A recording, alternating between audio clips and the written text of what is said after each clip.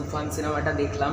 তুফান সিনেমাটার সবে মাত্র ফার্স্ট হাফ চলছে, মানে তাড়াতাড়ি করে বেরিয়েছি ফার্স্ট হাফটা, মানে হাফ টাইম রিভিউ নিয়ে চলে এসেছি। কেমন লাগলো তুফান সিনেমাটা? বলতে গেলে তুফান সিনেমাটা খুবই ভালো সিনেমা বলা যেতে পারে। যেটুকু যা দেখলাম লোকও প্রচণ্ড হয়েছে, তবে পাবলিক রিয়াকশান নিতে পারবো কিনা বলতে পারছি না, কারণ অনেকে এমার্জেন্সি মানে তাড়াতাড়ি এসেছে টিকিটটা কেটে।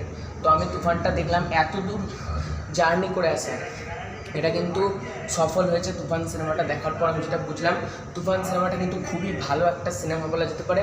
তুফান সিনেমা যেটুকু বুঝলাম, শাকিব খানের যে ছোটোবেলার ক্যারেক্টারটা, তিনি যেভাবে শাহানাজকে মারলো এবং একের পর মানে মিশা সওদাগর, বাসির আক্তার, তাকেও যে বলো। এবার হাফ টাইমের আগে লিখলো তুফান সবে তো শুরু, মানে এখনও তুফানের অনেক গল্প আছে। সব গল্প জানতে গেলে পুরো সিনেমাটা দেখতে হবে। হাফ টাইম রিয়াকশান তো তাড়াতাড়ি সিনেমাটা আরম্ভ হবে।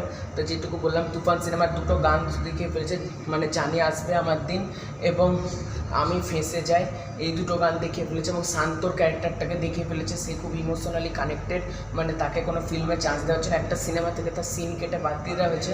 খুব কষ্টকর লাগলো, মানে খুব ইমোশনালি বন্ড আছে তুফান সিনেমাটা। আর রিয়াকশান দিলাম না, আমি চলে গেলাম, মানে আমার সিনেমাটা স্টার্ট হয়ে যাবে। দেখতে পাচ্ছ পোস্টার সামনে দাঁড়িয়ে আছি, অনেকটা দূরে এলাম। তো বাই বাই, সাবস্ক্রাইব করো, চ্যানেল নজর রেখো, ফুল টাইম রিভিউ তো আসবে।